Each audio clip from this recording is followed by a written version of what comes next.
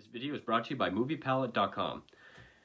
Hey everyone, do you have a favorite movie that you would love to hang on your wall but you can't think of what scene or what poster to get? Well, now you can get the entire movie on one high quality canvas.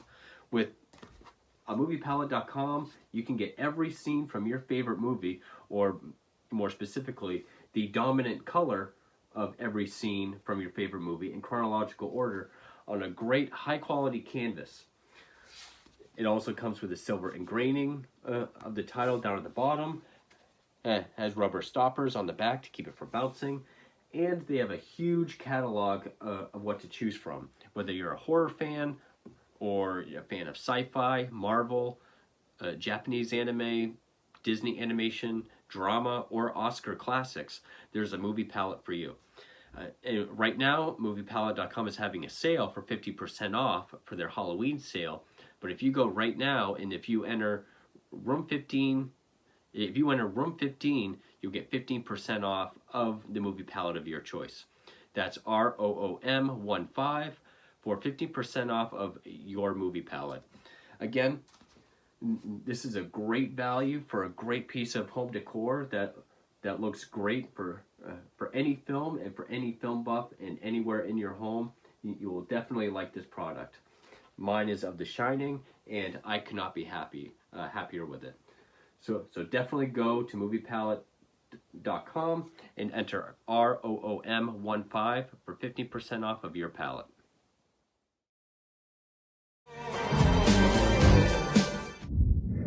Hey horror fans, welcome back to 1237, back with another review.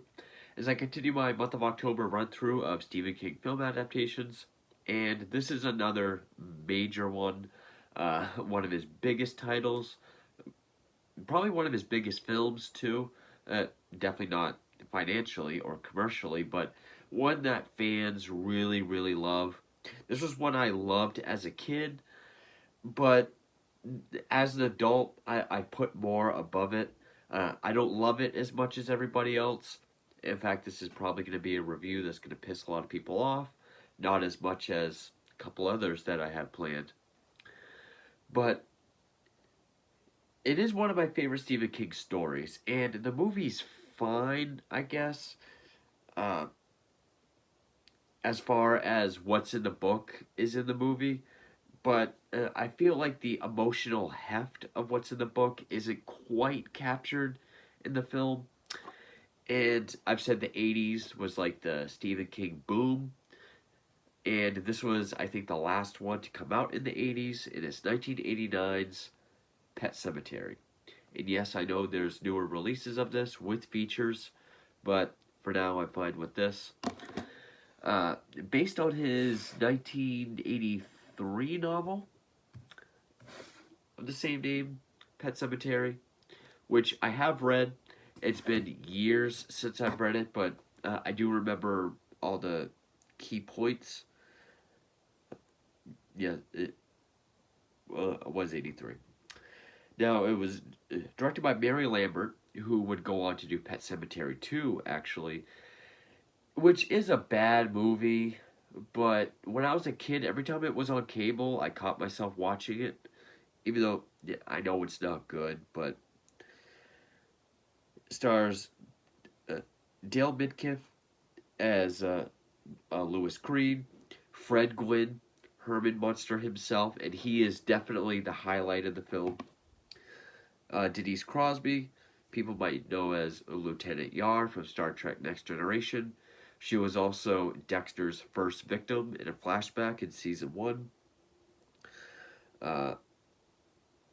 Blaise Berdal, and I believe this was the first film by Miko Hughes as Gage Creed, which just that image of Gage has become sort of iconic, especially in 80s horror, especially in the world of Stephen King.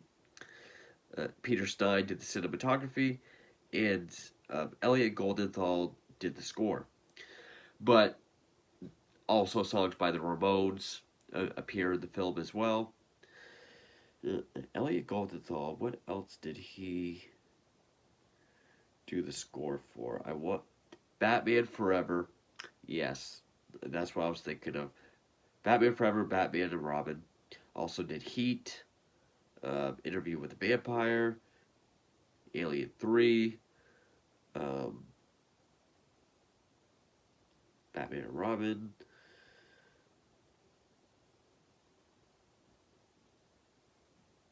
Public Enemies, another really good Michael Mann film. And yeah, the score is good in this as well. uh, Made for 11.5 million, grossed 89.5, so it was a good hit. Um,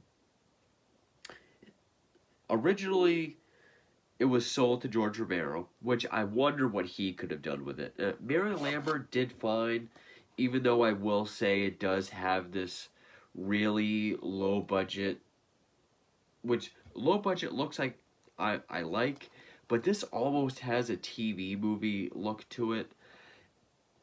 Like there were some scenes that actually reminded me of the '89 cheesy horror movie, The Cellar, which I've also reviewed. Some scenes looks like a TV film, but I wonder what uh, Romero could have done. He pulled out because he was doing Monkey Shines.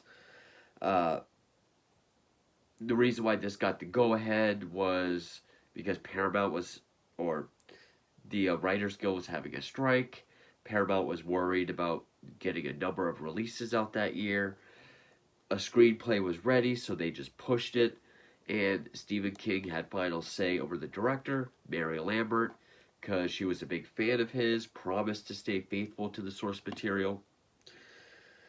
And as I've said, it is very close to the book as far as what happens. Now, I'm not calling it a remake because 2019 is not a remake. It's not remaking this, it's readapting this. I feel like that might have captured the emotional weight of the book more. It's definitely more moody and atmospheric than this film, but the major deviation that they took in 2019 didn't really work for me, even though that final shot is pretty haunting. But I will say the newer one was definitely more moody and atmospheric. The whole thing about this movie is that, or this book, is grief. How do you deal with grief when you have the ability to cheat death right in your backyard? And supposedly, Stephen King wrote this book. I think they had just moved back from Colorado. He was teaching in Maine. They lived out on this back road where trucks would just haul ass all the time, and had killed so many pets for the local kids that kids got together and made a pet cemetery and been around for years. And one day, one of King's sons did get too close to the road and almost had an accident. So, like a lot of his works, some semi-autobiographical stuff, but apparently I read it, what he had wrote disturbed him so much that he shut it away in a drawer for a while until eventually he was contractually obligated by Doubleday to give them another book, so he gave him Pet Sematary. And so, yeah, you have the Creed family, Lewis, Rachel, their two kids, Ellie, who's like 5 or 6, and then Gage, who's 2 or 3. They move out to this big house out on the back road somewhere. Their neighbor, Judd Crandall, played by Fred Gwynne. Again, best part of this movie. Herman Munster, I love Fred Gwynne. That commanding voice. Yeah, blood dead animals on that run. Oh, sure. We'll take it down there sometime. Good story, too. Just And Fred Gwynne, he's not just doing a voice. There are scenes where he does do a lot of emotional acting, where he's great. There is a scene where it does get a bit cheesy. It does have its cheese, and that is when Fred Gwynne gets the scalpel, and he's kind of doing his... That does look kind of silly. But Gwynne is the best part. And not only is there this pet cemetery down this trail behind their house, But beyond that is an Indian burial ground that whatever you bury there comes back, but it's evil or it's twisted, it's not right. And yeah, it is very similar to one of my favorite short stories of all time, The Monkey's Paw. Even down to the point where when Judd is telling the story about the last time someone buried a person, it was a dad whose son died on his way home from World War II. So you have like the soldier dying while away, then being brought back, but he's like a zombie, very similar to the monkey's paw. And it's okay, can you postpone your child's learning about death and not have them go through dealing with the death of a pet, which a lot of times can be a kid's first time dealing with death? Can you make that go away? Bring the cat back and uh, no one know the difference? Can you cheat death then? But also when it's your loved one, and not just your loved one, but your young child, are you willing to disturb their peace and cheat death, even knowing it might not work and they won't come back the same, but just so that you won't lose them? That's kind of the moral dilemma of the whole story. Now, apart from that, a big a big element that I think this movie misses out on in the grand scheme of things is grief. I mean, the way the book is written, and this is a very dark, bleak book. I mean, it is one of the more depressing reads that I've had. Uh, it's a lot darker than this movie or even the newer one. I would say this is one of maybe King's most dark works. I mean, just some of the places it goes. In the book, it explains that Lewis Krieg looks like he's aged like 20 years just because of all the grief he goes through throughout the story, even turning like white and wrinkled. And so that's like the main story. And the movie, unfortunately, even at 102-minute runtime, it's incredibly fast paced.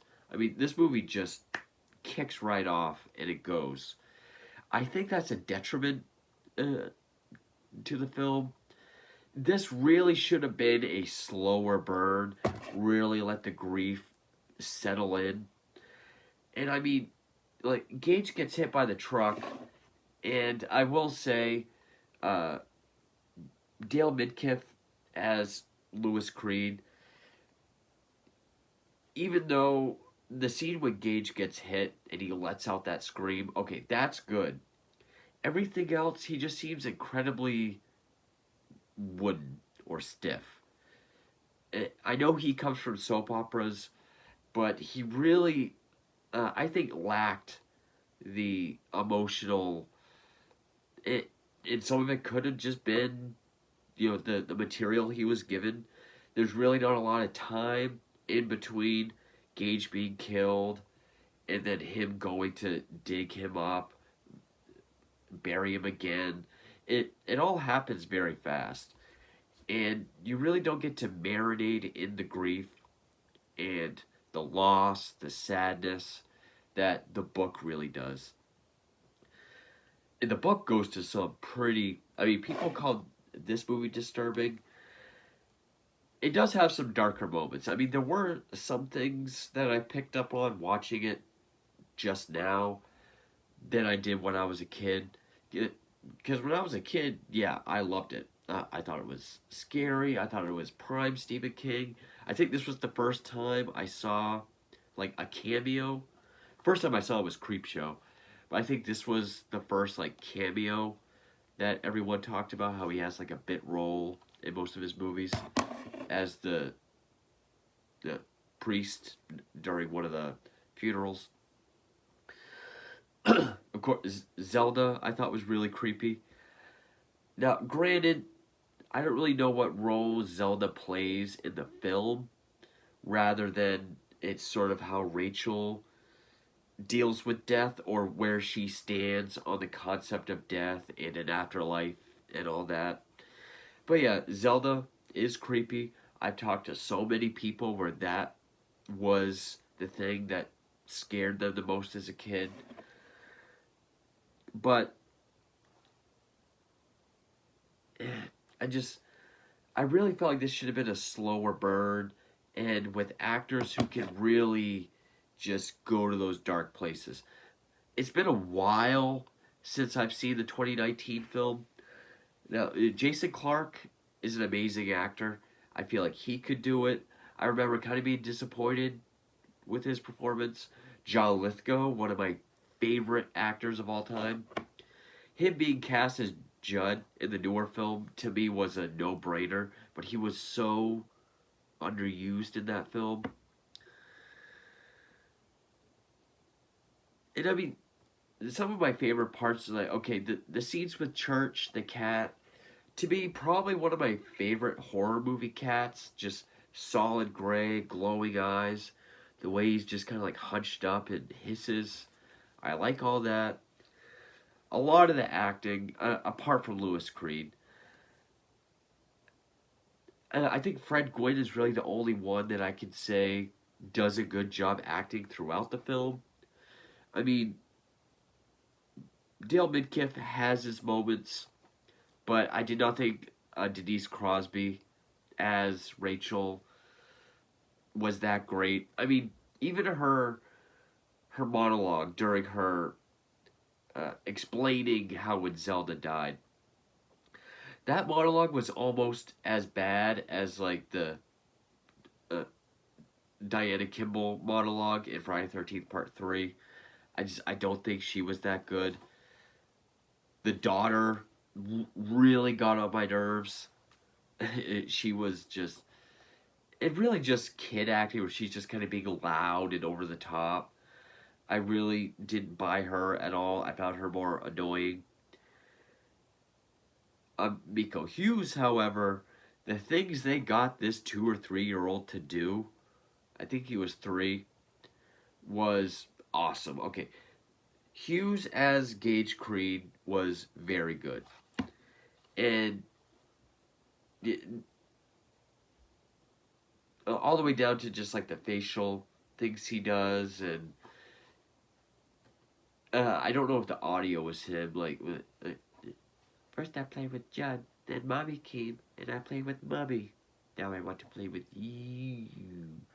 I don't know if that was him, but the stuff they were able to get this 3-year-old to do really worked. So the youngest actor, the oldest actor are the two best parts of this film. Although I do love the look of the Pet Sematary. Even that's underused. We really go through the Pet Sematary, I think 1 or 2 times. Um, I think we really just walk through it and look at some of the tombstones and the layout like once. Then you get to the a Micmac burial ground, and it is kind of a slow burn in the sense of how many times they go to either cemetery and actually do something with it. But I feel like it's just way too close to things. Now, when they take Church up there immediately after they find him dead from being hit by a truck, that makes sense. So they can prevent Ellie from dealing with the death of her favorite cat and having to, go through grief and dealing with death.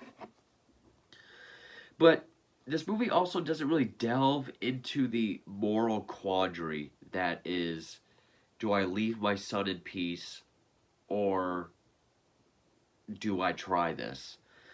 We really just get the one scene after the funeral where Lewis sits by himself. Judd comes over to say, I know you've been thinking about it, but don't do it. And then like right after he leaves, he sends his family off and he goes straight to the cemetery to dig up Gage. And okay, other than the scream after he gets run over, The scenes when he's actually holding Gage at the cemetery, that was well done. And when he's kind of lost it at the end, like when he's like, "It's okay. I waited too long with Gage. She just died." Okay, that was fine. But when he's just kind of neutral, I'm beating it into the ground, but I feel like he was just too plain. I think he was too wooden. And this movie should have been like a, yes, even in '89, should have been like a Hereditary level of studying grief, or like 1981's Possession or something like that. This book is so heavy about grief and what it does to a human, both mentally and physically, that I don't think this movie delves into it that much at all. Although there are the sad moments and parts that could really fuck with someone. Mainly the major thing I picked up on was, okay, Gage comes back, and yeah, you see his little tiny baby hands picking up a scalpel, and then he goes over to Judd's. And yeah, you get the scene with cutting the Achilles tendon, with gruesome, but then the and the that looks silly. Then he just kind of bites. I do like how they don't show what happened to Rachel. He just kind of. I do love that shot though of Gage when he's got like that old Victorian like baby boy dress with the hat and the cane. Just, I brought you something, Bobby. And he just walks off screen, and then we just hear the slash. But the thing I picked up on was when Loomis realizes that Gage is evil, and he goes over there, sees what he's done, and he brings this syringe full of cyanide or something, tests it on Church, he dies. Now, what could fuck with any parent, that this is probably the only time this movie does delve into that, really messing with someone's head, it, really screwing with their emotions, is when he's sitting on the floor like, "Come here, Gage," and he's holding the scalpel, but he's all like, but then when he sticks him with the needle, he just starts crying like a baby, and crying big alligator tears. So he has to inject his own like toddler son while he's crying the way he used to. Okay, that would mess with someone. That was well done. Now, granted, in the book, they go to some dark places with Gage. Like, he even taunts Judd, channeling the voice of his dead wife. Like, "Judd, I fucked all your friends. I fucked them all the time." It goes to some dark places. And it does kind of just become an '80s, not slasher, but, just kill 'em all type movie. Kill Judd in a bloody way. Rachel's killed off screen, but we see the aftermath, which he kind of looks like Chucky when the attic opens. He does like that, which I don't know if coming back from the dead gives you like strength, but I did have a hard time buying that this toddler could hoist her up the attic. I know I can buy things coming back from the dead, but that made me question it. But yeah, as it really, I'm just gonna keep saying it. I don't think this movie spent enough time on the grief, the moral dilemma, and just what is happening to the mind of Louis Creed, or the life of Louis Creed after the death of his son. And really, the only thing that I felt touched on that was when he finally has to re-kill his son, and that's when his son comes out. Just cries, like, even does like that little after. Okay, that's kind of disturbing. Then he just sets the house on fire, decides to bury Rachel. Now, I will say I prefer the original ending that they had, which was, it, it did end more like the book. Well, no, the original ending was going to be more like the book, more ambiguous, and in my opinion, more scary because it is ambiguous. Buries Rachel. He's playing solitaire on the kitchen floor. Clock strikes 12. You just kind of see a hand over the door. I think it was going to cut to black, say darling, and then it was going to end. Because the audience knows, okay, it's not going to be good for him. But the studios made them change it to a more horror ending where, you see her makeup, and of course she's all rotted. That you got gunk coming out of her eye. They go to kiss. She does say darling. You see her grab a knife in slow motion. Cut to black. Scream. But now, if this was the case now, I wouldn't blame the studio for wanting to do that. I'd blame modern audiences because modern audiences can't handle ambiguity. Even though what I just explained is scarier. Just not seeing what happens, just knowing it's going to happen. I think that's scarier. I think that would have been a better ending. But then you have the subplots, like their cleaning lady who has stomach pains but won't see a doctor, which Lewis is, so she commits suicide. Which I noticed when I was a kid, I noticed a lot of people hang themselves in King's movies. And then there's the whole thing with the Pascal, who's this guy, who was like a jogger or a runner at the university, hit by a vehicle on Lewis's first day, and he shows up as this sort of guide to tell him, like, don't go, Doc. Don't go beyond. The soil is sour. And his characterization changes a lot, which one in the green screen didn't quite hold up. Like, he'll be standing there, they'll cut to Lewis, then when they cut back, it's him in green screen because he has to disappear. So the green screen does look dated. But, like, at first, he's very stoic, just like, you mustn't go, Doc. Or even their first times, like, follow, I have to show you. But then when Rachel makes the trip from her parents' house back home because she feels something's wrong, which is when he's, digging up and marrying Gage, Pascal's kind of following her and kind of giving her hints, even though she can't really see or hear him. And then he just becomes more goofy. Like, she's on a plane and he's kind of sitting in a row behind her, like, or at the counter at the airport, he's saying stuff so the woman at the counter will say it, and he's just kind of like, he kind of becomes more like the goofy helper with Rachel. And then when Rachel dies and Lewis walks by Pascal, that's when he's back to doing like, no, Lewis, no. And yeah, I'm not sure what else to say. I mean, it's a fast-paced movie.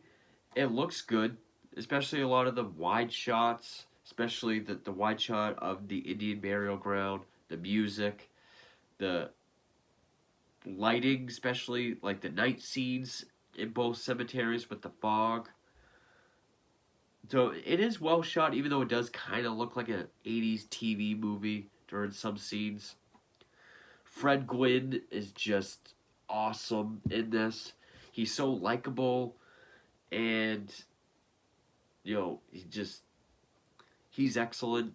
And then the scene when he's telling Lewis how he feels he's responsible for the death of Gage for wandering into the road, and he's just sobbing and excellent. He did great there. And yeah, Miko Hughes is a creepy baby. They got him to do some, very good acting that I don't think I've seen from like a 3-year-old. And yeah, I will say Zelda.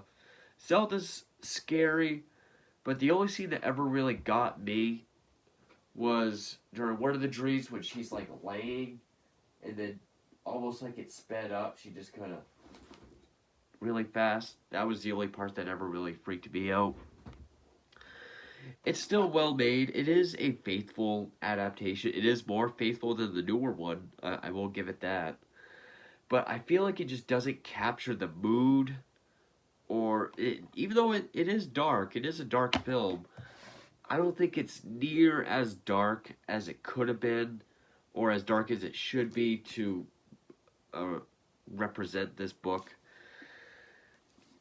And part of that is the pacing. It is very fast paced, and I really feel like the emotions were not allowed to breathe. I mean, it really should have stewed on the grief and the sadness and the loss more. It really should have dealt with the moral quandary of cheating death. And, even though it's not my son that will come back, is it still what I want? Is it the right thing to do?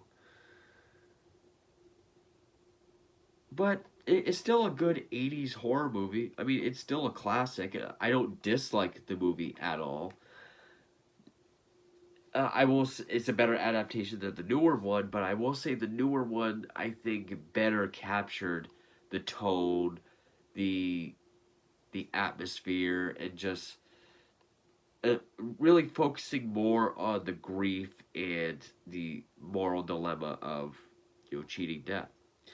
I'm basically just going to keep repeating myself at this point, but yeah, would this be in my top 10 favorite Stephen King films? I'm not sure. I'd probably put it in top 10 adaptations because it is faithful enough. Granted, it didn't go quite to the levels of just how dark and disturbing that book is. It could have, but it's always been one I liked. It's one I still like. I can definitely see why people like it. I will say I disagree. I don't know if this is proven, but I've heard some people say that Ellie shines. She has the shining.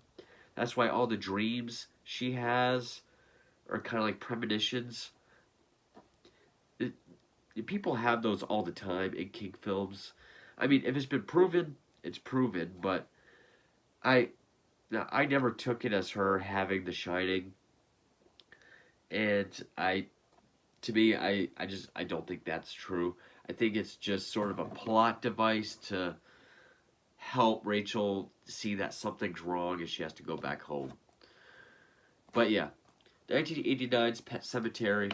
I don't own the 2019 one, but I am curious to watch it again. Maybe I'll pick it up for October and re-review it. But yeah, it's one I've always enjoyed. You can definitely see why people like it, why it's stuck with people. It has stuck with me more than some other ones that I'll get to from my childhood, but definitely one of his darker films. Definitely probably his darkest book. But stay tuned for more Stephen King film adaptations, and thank you for watching.